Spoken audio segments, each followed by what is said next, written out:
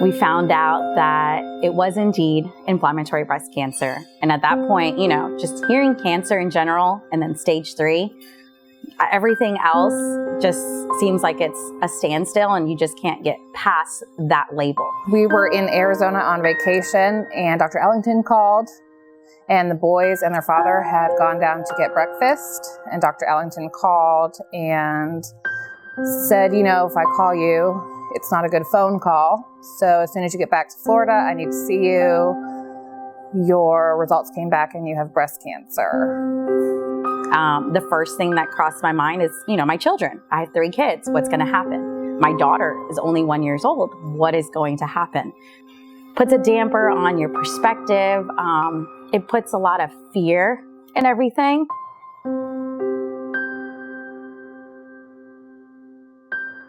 I didn't know if I was going to live and be able to, be there for my children because they were my life.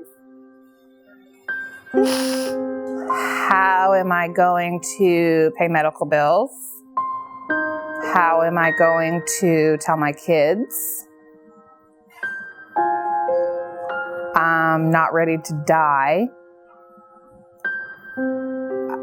I really wasn't sure how to swallow it because I was kind of thinking I've already been through enough in my life, and I had reached a point where I was happy. Like, I was at a point where my life was starting. I was with the man I was supposed to be with. I was with my kids. I'm in a career. Everything had fallen into place.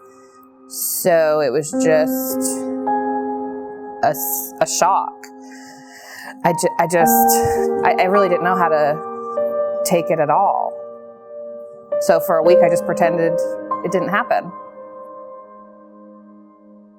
And literally right after being diagnosed, the whole pandemic shutdown happens. So things that people do in a sense to prepare for these changes, I couldn't do. Everything was shut down. I think a lot of times when people go through cancer, family support, friend support is a big part. But with the shutdown, everybody was, it's just in survival mode. So it was really hard to connect and see other women in person or find somebody else going through something like this, my age, with children. I'm Indian, so we don't talk about these kind of things. We don't talk about health issues, or if you're going through something like this, you kind of sort of feel embarrassed, you know what I mean? Instead of feeling okay with what we're going through. It was hard for me to tell people at first because I've always been the person or the friend, like, I handle things on my own. I've been on my own. I've never really needed help from anybody. I've just, I'll figure it out. I'll work 2 jobs. I'll do this.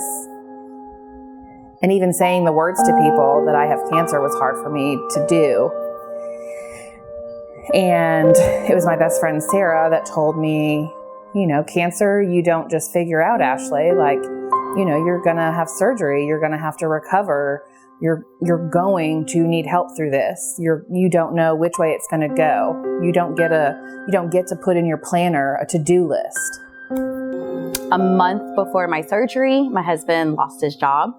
And when you are the sole provider and you are the person that brings everything to provide for the family, it's a big change. This is not something we expected. I have cancer. We're in the middle of a pandemic. I'm about to have my surgery. He loses his job. What's going to happen to our insurance coverage?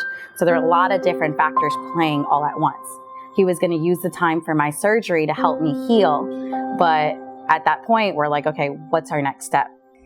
So at work one day, my boss, Ken, pulled me outside and he had asked me to sell some flooring to his friend Dwight.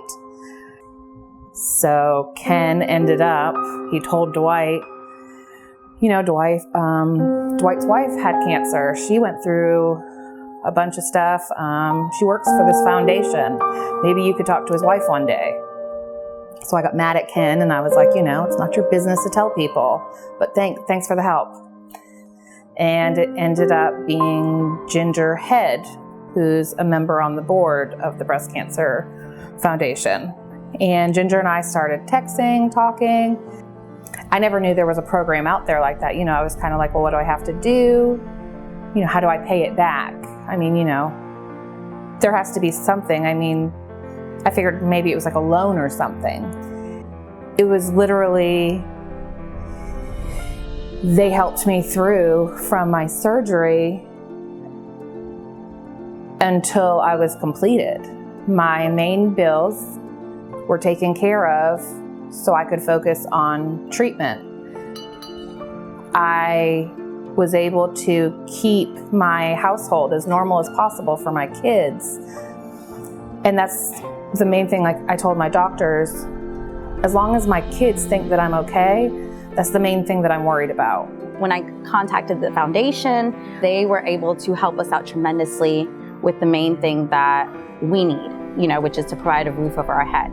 So they were able to help us out by paying our mortgage. So that took a big stress factor off of our shoulders. For that time frame, we were able to have my husband be where he matters the most, which is at home with us.